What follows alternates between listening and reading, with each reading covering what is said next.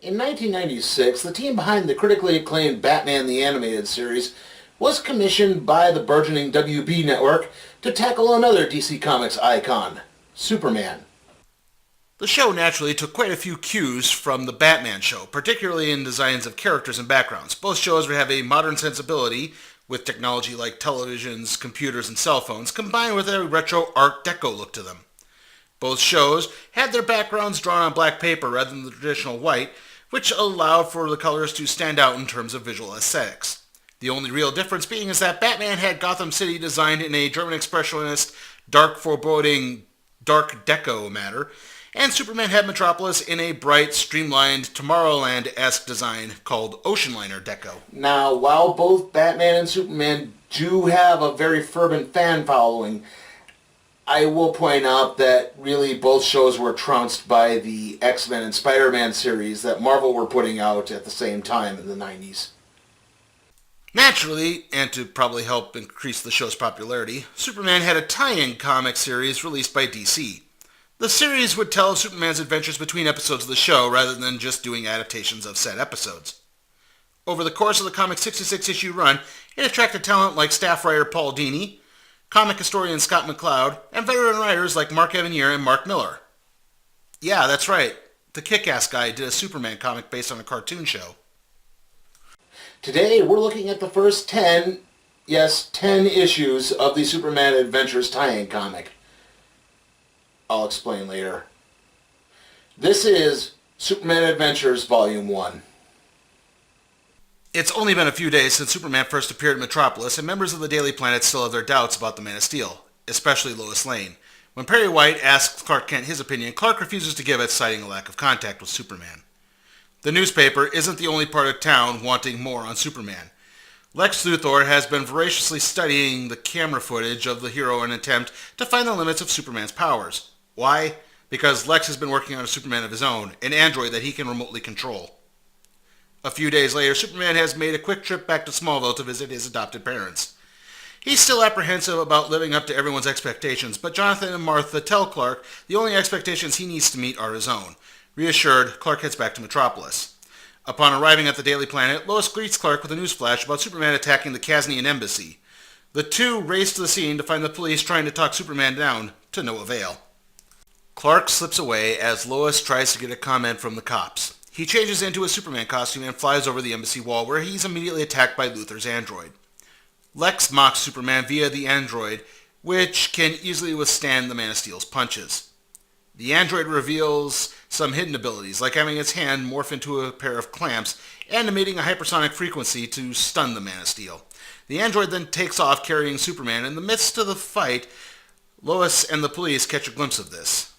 The android takes Superman and crashes him into several buildings throughout Metropolis. Eventually, the two crash into the Metropolis River.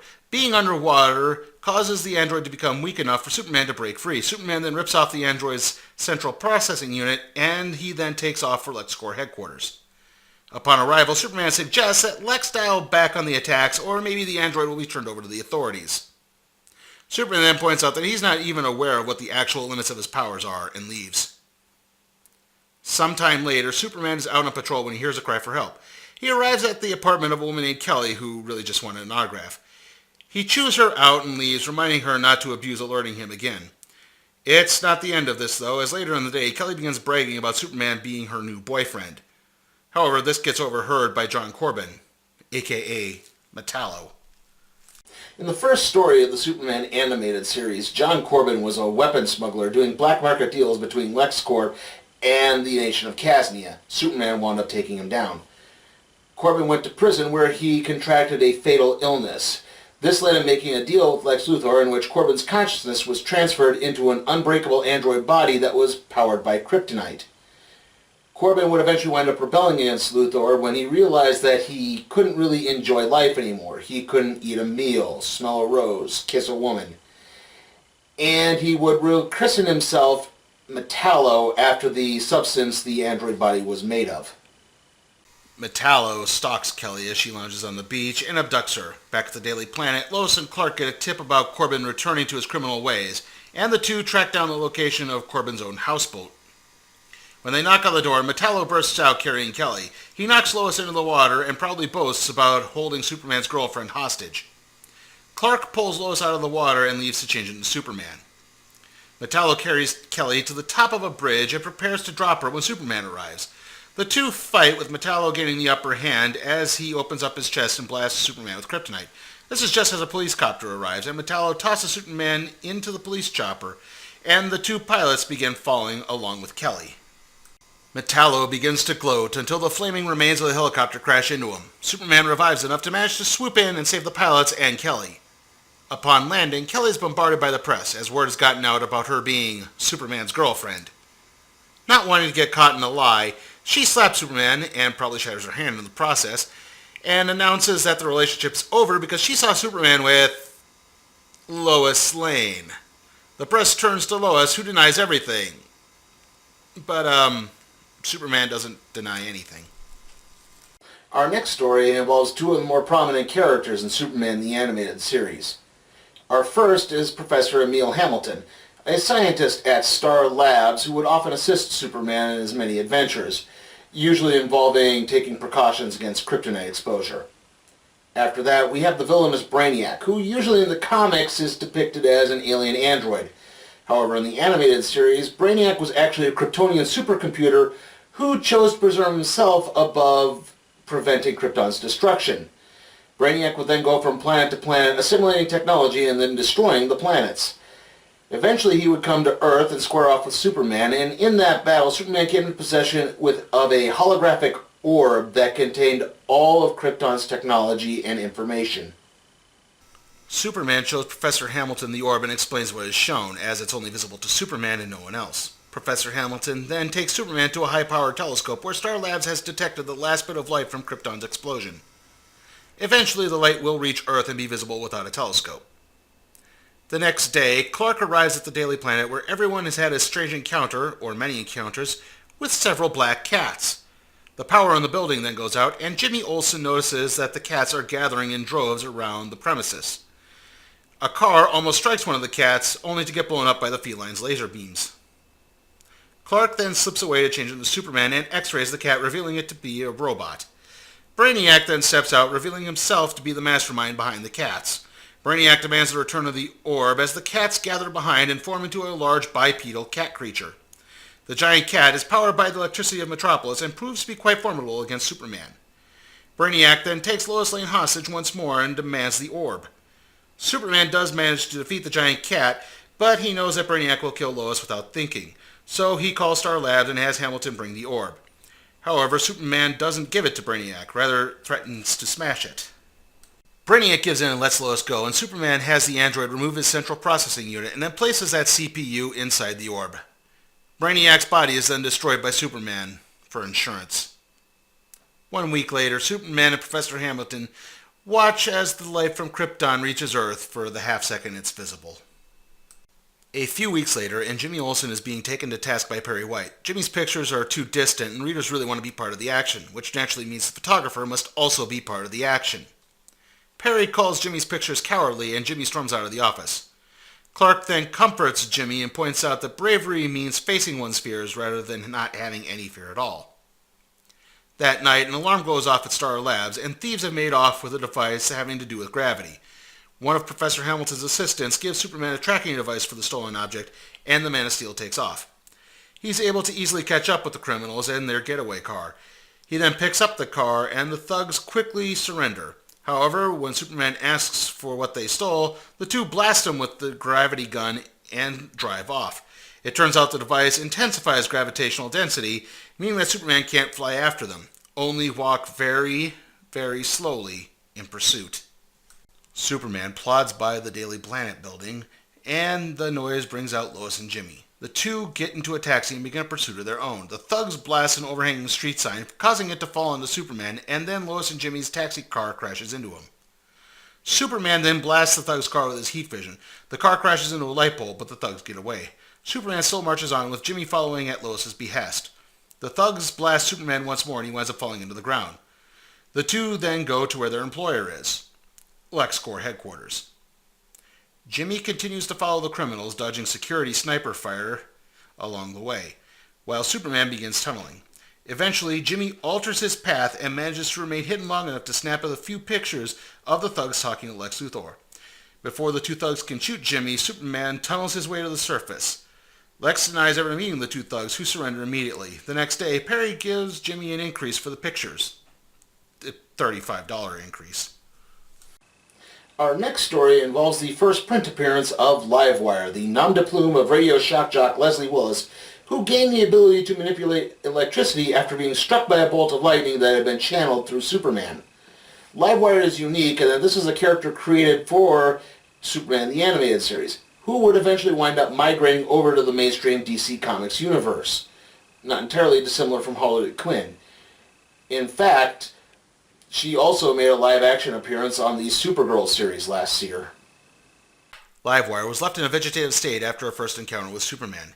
Even though there were orders not to place any electrical devices in her room, the Doctor has ignored those orders and placed a small radio inside. The radio begins playing a show where two male political commentators make sexist comments about women. Suddenly, Livewire awakens and teleports out via the radio. She directly goes to the Daily Planet and the computer of Lois Lane. She doesn't threaten Lois, she even compliments her reporting. Livewire then points out that soon the men of Metropolis will learn to appreciate the contributions of women, and vanishes. The next day, all media in Metropolis is on the fritz unless a woman is doing the reporting. Superman has tried locating Livewire only to turn up nothing. Lois then gets a phone call about Livewire appearing at the hydroelectrical plant, and Superman races to the dam to take on the villain. She manages to avoid the Man of Steel and works herself back into the electrical grid. Livewire's crusade continues for the next 3 days. Superman has no other choice but to go to Lex Luthor for help. Livewire's been affecting LexCorp Entertainment Division, so Lex readily agrees to help out. Except Livewire's been listening in the whole time. Nevertheless, Superman challenges Livewire to one final confrontation on live television. Again, Livewire is able to hold her own against the last son of Krypton until Lex pops up and blasts Livewire with an EMP gun. Despite Superman's pleas, Lex blasts Livewire until she slips back into a coma. That is, until the EMTs begin making sexist comments of their own. Man, aren't we lucky that we now live in 2017, where women don't have to deal at all with rampant misogyny in any form of media. Superman returns to Smallville to fill his parents in on recent happenings, like the time he took on a domestic terror group called the Brotherhood of Anarchy. The group had planted a bomb somewhere in Metropolis. In an attempt to halt Superman, the group tossed a thermite grenade at the Man of Steel. Superman ate the weapon and contained the explosion. Eventually, the group's leader pulled out a last-ditch weapon. In a flash, Superman came to in the ruins of a decimated Metropolis. It's then that Superman happened across Lois Lane's body. However, Mr. Mxyzptlk has arrived to explain everything. Sort of. Mr. Mxyzptlk is a trickster imp from the fifth dimension, who often appears from time to time to mess with Superman. However, the Man of Steel can easily thwart Mxyzptlk by tricking him into saying his name backwards. Kiltipsism. The Superman animated series also introduced Mixie's very curvaceous wife, Mxyzptlk. Mxyzptlk shows Lois's body coming back to life and Metropolis beginning to reassemble. Everything is moving in reverse except for Superman. Superman pieces together that if he follows the reversing explosion, he can locate the bomb and disarm it. Slowly and surely, Superman and Mxyzptlk retrace the events of the explosion. Superman eventually discovers that the bomb was hidden in the Metropolis clock tower, and its explosion set off a chain of events leading to a fighter jet crashing into a nuclear power plant. Superman also pieces together that he and Mxyzptlk have actually been moving in reverse the whole time. So he tricks Mixie into screaming his name and thus besetting the world. Superman returns to where he was when the terrorists pulled out his last-ditch weapon, which was a chunk of kryptonite. Superman barely manages to knock the man out and rushes to the clock tower. He fails in stopping the explosion, but does manage to break the chain of events, saving Metropolis and Lois. Now, there was a 2-episode story arc in the first season of Superman the Animated Series involving a disgraced Kryptonian general and his female underling named... No, not that disgraced Kryptonian general and his female underling. These two were named Jaxer and Mala. Now, Jaxer, like I said, was a Kryptonian general who got a life sentence to the dimensional prison known as the Phantom Zone. Mala, on the other hand, got an abbreviated sentence. Superman freed Mala, but she had a trouble time trying to adjust to life on Earth and wound up freeing Jaxer. Superman used all his strength to defeat the two, which leads into our next story. Superman, Professor Hamilton, and Lois Lane observe a greatly reduced Jackson Ramallah at the Metropolis Penitentiary. When questioned why he didn't return the two to the Phantom Zone, Superman explains that the Earth laws found the Phantom Zone to be cruel and unusual punishment, much to the chagrin of Dan Turpin of the Metropolis Police Department. Superman assures Turpin that as long as the two remain small and isolated from the yellow sun, there shouldn't be any problems. Several weeks later, a riot breaks out at the prison with a few escapees. Superman runs up the escapees with relative ease and brings them back to Turpin. The two then get the news about the structure damage on the level where the two Kryptonians are being kept. The good news is it's only a tiny crack.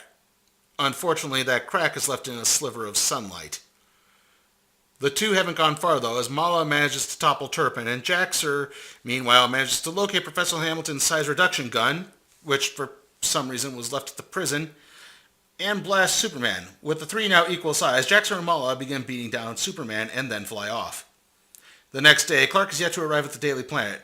However, Superman has sought out Lois Lane to explain what happened. He's arranged to meet with Professor Hamilton at Lois's apartment. He's trying to keep Jackson and Mala off the scent. However, the two Kryptonians have been listening in the whole time. Later, Professor Hamilton arrives at Lois's apartment, but he gets jumped by Jackson Ramallah shortly after setting up the enlarging gun. Lois tries to stop the two Kryptonian criminals, but they're still stronger than her, even at a reduced state. Unfortunately, Jaxer has gotten to Hamilton's enlarging gun and used it himself to become giant-sized. Superman is perplexed at what to do now. He then manages to fly off and locate Professor Hamilton, who has managed to find the enlarging device. However, Mala interferes once more before Superman can be restored to normal height, and as a result, she gets restored instead. Mala demands to be enlarged like Jaxer, but the General grabs the device and swallows it. He states that he's the only giant around and storms off, with Mala reluctantly in tow. He knocks Lois Lane from the remains of her apartment as he leaves, and Superman is left to slow down Lois' descent. Professor Hamilton has one last idea. He and Superman return to the penitentiary. There, Hamilton reduces one of the many protective suits he developed for Superman, while Turpin runs a distraction on Jaxer. Superman then flies into Jaxer's mouth and into the Kryptonian stomach. There he locates the thankfully undigested enlarging gun. The Kryptonian giant tries to keep Superman inside, but the Man of Steel tickles the back of Jaxer's throat long enough to induce a coughing fit. He blasts the two Kryptonian criminals, reducing their size back to 10 inches, and they get placed in a much stronger, more isolated place. Also, Superman is returned to normal size.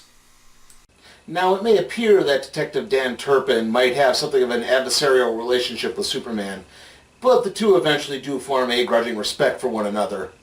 Also, in Superman the Animated Series, Turpin's appearance was based on legendary comic artist Jack Kirby. A young man named Frankie Torres regales his sister Cecilia about how he witnessed Superman helping out during the fires that have been plaguing Metropolis' suicide slum in recent weeks. Superman is Frankie's hero. Well, he's one of Frankie's heroes. The other is a kid from Suicide Slum who managed to spend his youth working 10 times harder than anyone else and got out. Eventually, he came to own most of Metropolis. It's Lex Luthor.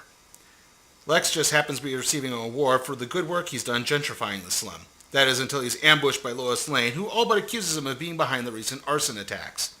She points out that all the buildings destroyed were on land that Lex was trying to acquire. Lex just storms off stage. As news about the actions at the ceremony gets out, Frankie is left upset. Frankie's mother suggests that he look to his father, Francisco Sr., for a real hero, but Frankie doesn't want to idolize a crook. It's then that Lois Lane arrives at the Torres' apartment. She has some questions for Frankie since he's a witness to most of the recent fires. Frankie knows who Lois is and just storms off. It just so happens that another fire has started, and a group of ne'er-do-wells try to talk Frankie into looting an abandoned store. Not wanting to end up like his father, Frankie tries to stop the gang, only to wind up getting arrested himself. Lois goes back to the Daily Planet and explains to Clark who the Torreses are. Francisco Sr. was a LexCorp exec who turned whistleblower, but wound up getting framed for embezzlement. He wound up dying in prison a couple years later. Meanwhile, Frankie gets bailed out by Lex Luthor. Lex explains to Frankie that crime boss Bruno Mannheim is behind the recent fires, and Lex would like Frankie to help improving it. In a flashback, it's revealed that Lex swore to Francisco Sr. to protect the Torreses in exchange for Frank Sr. taking the embezzlement rap. Unfortunately, two goons arrive to inform Lex that their newest fire is at the wrong address. They were supposed to monitor Frankie's address and burn another building. They wound up burning Frankie's home. Meanwhile, Lois and Mrs. Torres confront Frankie with the truth about Lex and his father. He doesn't believe them until the fire alarm goes off. As he and his mother exit the building, Frankie notices Lex's limo in front of the building and puts everything together. It's then that he realizes that Cecilia is still inside. Frankie rushes back inside the building and locates his sister. Unfortunately, the two's escape path gets blocked. Thankfully, Superman arrives to save them. Afterwards, Superman asks Frankie why he admires Lex Luthor so much. Frankie points out that Lex started from the bottom and worked his way up. Superman points out that those are admirable qualities, even if the man behind them isn't entirely admirable. And no one hero has all the true answers. Our final story deals with another longtime Superman foe, the Toyman. Now in Superman the Animated Series, Winslow Schott Jr. was the son of Winslow Schott, a toy maker who dreamed of having his own company only to wind up taking the fall for a mafia protection racket. However, Winslow Schott Jr. wound up swearing revenge on the world by unleashing weaponized toys in order to commit crimes. I would also be remiss if I didn't mention that Toyman also made an appearance in another DC Animated Series, Static Shock, where it was revealed that he also had some pedophilic tendencies. A man stands in Metropolis Square hawking bootleg Superman action figures. The figures are selling like hotcakes, which is ironic because the hotcakes aren't selling at all. When police officers inquire about the legality of this, he's blasted with a noxious gas and wanders off in a daze. Meanwhile, Superman has halted an attempted bombing. He barely manages to get rid of the bomb before it goes off. This causes Superman to fall to Earth and land right on top of the bomber. At the police station, Superman autographs one of the figures for a desk sergeant. The man takes the toy home to his daughter, who's overjoyed with the gift. That night, however, the figure mysteriously comes to and flies off as the family sleeps. The next day, the Daily Planet is besieged by reports of thefts throughout all of Metropolis. One person has a theory. Tasha, the niece of the Daily Planet's sports reporter, points out that her Superman figure was halfway across the room from where she placed it that night. While she talks, Clark scans the figure with his X-ray vision and promises to look into it. That night, Superman sits outside Tasha's home until he notices the action figure flying off carrying some money. The figure is then joined by several other figures. Superman follows the figures to an abandoned toy factory, and there he finds, obviously, the Toyman. Toyman then has Superman get ensnared by several of the action figures. They're using specially designed rubber bands, and Superman struggles against the bands, but they just tighten around him further. Toyman then uses a giant clown to make a life-size Superman mold. Now, Toyman can make a proper-sized Superman decoy to do his dirty work. The decoy sets about attacking the Metropolis Penitentiary and freeing several inmates, including the bomber from earlier, who's still swearing revenge on Superman. Superman then manages to break free, but Toyman reveals himself to be a toy and blows up the warehouse. Superman begins work at the Metropolis PD in order to round up the action figures. Meanwhile, the bomber does manage to get his revenge by blowing up the Superman decoy. And that ends Superman Adventures Volume 1. How was it? Well, it's really darn good. There's really great storytelling throughout all of this. The fact that most of these are one-shot adventures means if you don't have a lot of time, you could get a full story and get out. It won't tax your time too much. Also, there's really good artwork throughout most of this. And I'll admit, issue 9 involving Frankie Torres and his hero worship is a personal favorite. That being said, I do have a couple of minor quibbles. You remember when I said that whole 10-issue thing that I would explain? Well, that's because the Comixology blurb for this said that it contained the first 20 issues of Superman Adventures. Well, it only contains the first 10, and when you are like me and you set up a review show and you're planning to review 20 issues and you suddenly get 10, it's a little bit of a jolt. Also, the last story with Toyman and the action figures, it feels a little rushed at times. I kind of wish maybe this thing had 11 issues and they extended it out into a 2-part story. But those last two are really, really minor quibbles in the long run.